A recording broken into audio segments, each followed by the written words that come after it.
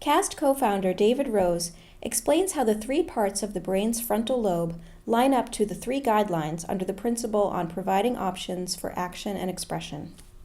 Let me talk a little bit about the strategic networks and how they're laid out in motor cortex. At the rear section of frontal cortex, right along the middle, is what's called primary motor cortex, the part of the brain that actually controls the muscles themselves, the movements. In front of that is secondary motor cortex, often called, which coordinates very simple muscle movements into more complex things that we call skills. The ability to walk, ability to talk, to write.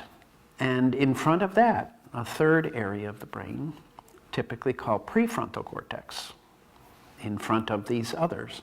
There, it seems a little less motor and more strategic, which is to say, not about the smallest little muscle movements and not about the skills, but about being strategic about those skills and movements. What is it that you're trying to accomplish? How can you be skillful in achieving the goals you have in mind? And often people call this executive functions, which are you have a goal and you have a plan or strategy for reaching that goal and you monitor your progress. So this very prefrontal part of the brain is often called executive cortex.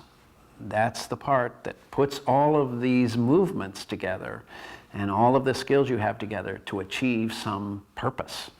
And the guidelines in UDL follow this. That is, the top of the chart of guidelines is about what do we do when someone doesn't have good muscle movement, someone who has cerebral palsy, for example, where they may have everything else work very well, but they can't move their hands or their mouth or whatever it is. So those guidelines are about what do we do about movement itself.